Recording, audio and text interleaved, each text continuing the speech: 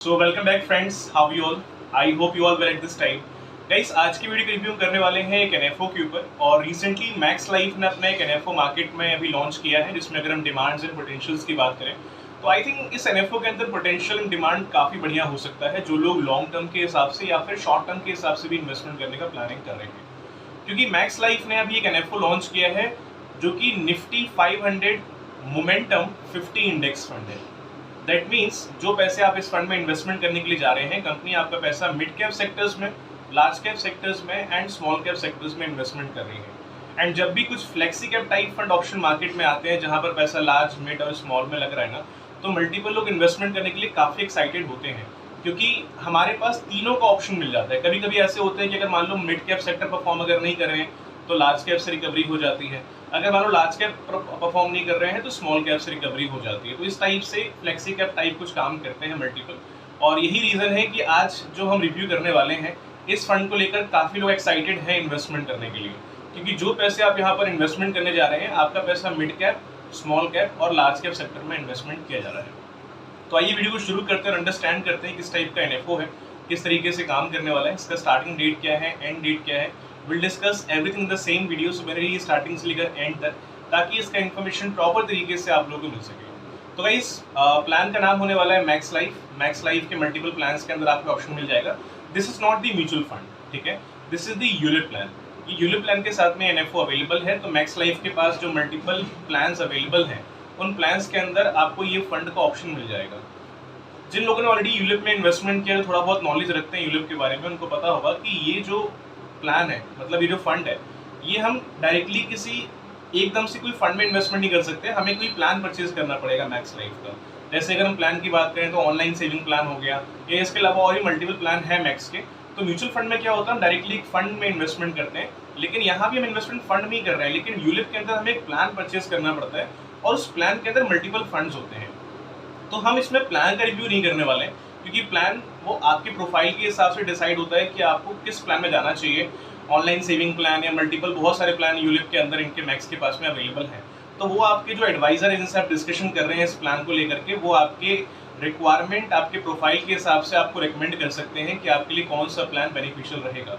ये हो सकता है आपकी रिक्वायरमेंट कुछ अलग हो, आपको चाइल्ड के हिसाब से कुछ इन्वेस्टमेंट करना हो, आपको रिटायरमेंट के हिसाब से कुछ इन्वेस्टमेंट करना हो, आपको ग्रोथ के हिसाब से कुछ इन्वेस्टमेंट करना हो। तो हर रिक्वायरमेंट के हिसाब से प्लान भी डिफरेंट मार्केट में होते हैं। तो हम प्लान का रिव्यू इसमें लगभग नहीं करेंगे, हम सिर्फ रिव्यू करने वाले हैं फंड का। प्लान का जो इन्फॉर्मेशन है वो आपके एडवाइजर ही आपको बताएंगे, जिनसे भी आप डिस्कशन कर रहे हैं। बाकी कुछ अगर डाउट रहता है किसी प्लान के रिगार्डिंग, आप क्वेश्चन रेज कर सकते हैं कमेंट के अंदर। फंड है guys Nifty 500 momentum 50 index fund. इसको पहले समझते हैं कि ये फंड क्या है और किस तरीके से काम कर रहा है। इसमें एक साउंड आ रहा है, निफ्टी 500 मोमेंटम 50 इंडेक्स फंड। 500 से मतलब ये है कि इसके अंदर 500 कंपनीज हैं।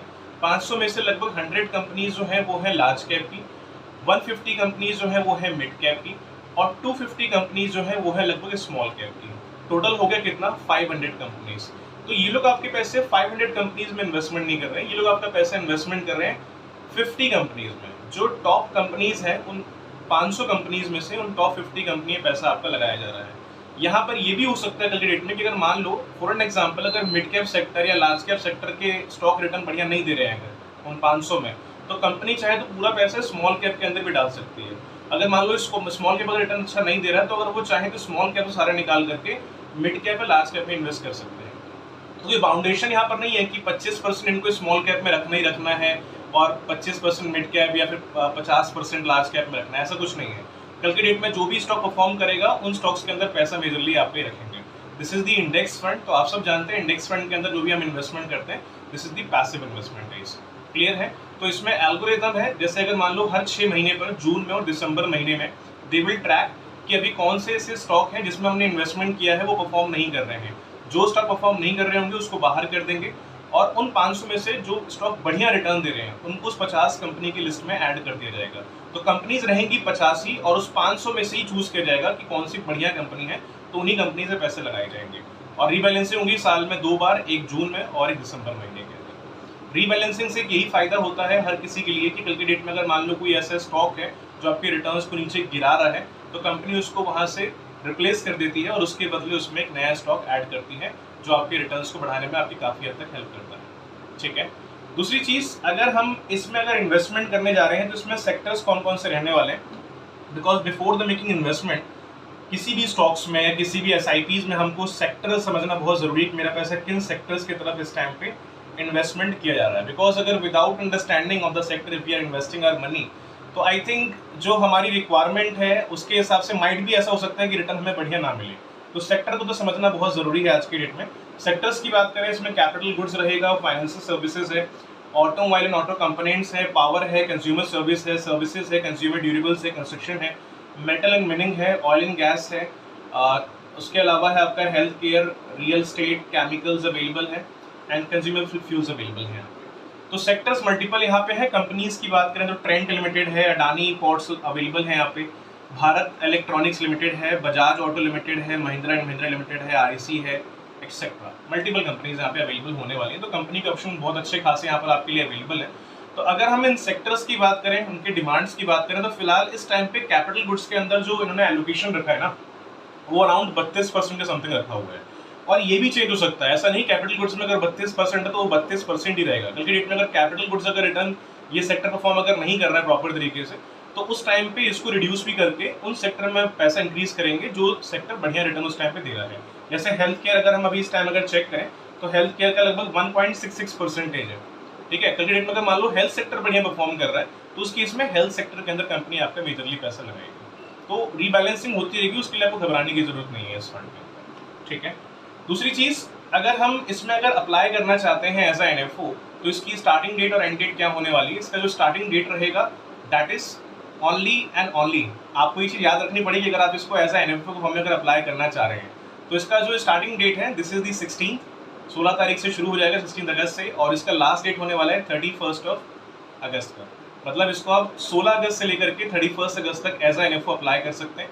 अगर आप इसको एज अ NFO अप्लाई करते हैं तो NAV का प्राइस आपको 10 रुपीज़ के हिसाब से देखने को मिलेगा। क्लियर है गाइज? आपसे एक छोटा सा रिक्वेस्ट मेरा और है, फंड मैंने ऑलमोस्ट ही क्लियर कर दिया है एंड आई होप कोई डाउट एंड कोई क्वेरी आपको इसके अंदर नहीं होंगे। जहाँ तक मुझे लगता है ये फंड अगर आप लॉन्ग टर्म के हिसाब से अगर इन्वेस्टमेंट करते हैं तो काफ़ी अच्छे खासे ग्रोथ आपको दे सकता है। ये कोई रिकमेंडेशन वीडियो आपके लिए नहीं है। एक बार अपने एंड से आपका जो रिस्क टेकिंग कैपेसिटी एक बार आप उसको देखिए, उसके बाद ही आप इसमें इन्वेस्टमेंट करना, क्योंकि रिस्क यहाँ पर होने वाला है वेरी हाई। तो बिफोर द मेकिंग इन्वेस्टमेंट सबसे पहले आप इतना अंडरस्टैंड करिए कि जितना इसमें रिस्क अवेलेबल है उतना आप ले सकते हैं तो ही इसमें आप इन्वेस्टमेंट करिएगा गाइस। ठीक है, बाकी जहाँ तक मुझे लगता है मैक्स के रिटर्न पास्ट के अंदर बहुत बढ़िया रहे हैं, और जो फंड पास्ट में आए हैं ना, मतलब इसके मुकाबले काफ़ी ऐसे फंड जो इतने स्ट्रॉन्ग नहीं रहे। मतलब निफ्टी अल्फा 50 जो है वो काफ़ी स्ट्रॉन्ग रहा है हालांकि, और वो इसके बराबर मैं कह सकता हूँ, और भी ऐसे मल्टीपल फंड हैं जो इसके बराबर या इससे अच्छे भी हैं जो पास्ट के अंदर आए हुए हैं। लेकिन अगर हम मैक्स के अगर पास्ट रिकॉर्ड्स की बात करें तो वाकई में पैसा बहुत अच्छे तरीके से मैनेज करता है। जो भी फंड्स को लेकर आता है काफ़ी अच्छा खासा सोच के समझ के कस्टमर की रिक्वायरमेंट के बेसिस पे उसको मार्केट में लॉन्च करता है। तो आई थिंक पोटेंशियल काफ़ी अच्छा खासा यहाँ पर रह सकता है। अगर आपको इनके स्टैट्स चेक करने हैं तो जो पास्ट में NFOs आए हैं आप उनके भी रिकॉर्ड्स चेक कर सकते हैं कि उन्होंने 6 महीने 7 महीने में क्या रिटर्न्स दिए हैं। और जो मैंने ऑब्जर्व किया है इनके अंदर, जो जनवरी के अंदर एक NFO आया था मिड के मोमेंटम इंडेक्स फंड, उसका रिटर्न वाकई में काफ़ी सॉलिड है। मतलब ऐसे ऐसे भी लोग हैं जिनका रिटर्न इस टाइम पे 18, 20, 17% तक सबका चल रहा है। मतलब जिन लोगों ने जैन के अंदर भी पैसा अब तक इन्वेस्ट किया है आज अगस्त तक के डेट में, मतलब जैन से अगस्त तक भी अगर किसी को 18-19% का रिटर्न मिल रहा है तो बहुत बढ़िया रिटर्न हम इसको कह सकते हैं। It's not bad return. अगर ऐसे ही चलता रहा तो ये मान के चलो ये रिटर्न 30% से भी ऊपर जा सकता है। ठीक है, और एक चीज़ और है, एक बार आप इन्वेस्टमेंट करने के पहले अपनी जो रिक्वायरमेंट है आपके एजेंट को या आपके एडवाइजर को प्रॉपर तरीके से अगर बताना है कि क्या आपकी रिक्वायरमेंट है और आपको किस लिए इन्वेस्टमेंट करना है, तो आपकी रिक्वायरमेंट के हिसाब से आपको एक सूटेबल प्लान वो आपको रेकमेंड कर देंगे। क्योंकि this is the ULIP plan. ULIP में हम एक प्लान परचेज करते हैं, उस प्लान के अंदर वो हमको NFO का ऑप्शन मिल जाता है। ठीक है गाइस, आई होप ये वीडियो आपके काफी हेल्पफुल रहा होगा। कुछ अगर डाउट रहे क्वेश्चन आप रेज करिएगा, I try to give the answer as soon as possible. तो मिलते हैं नेक्स्ट वीडियो के अंदर, तब तक के लिए हैव अ नाइस डे।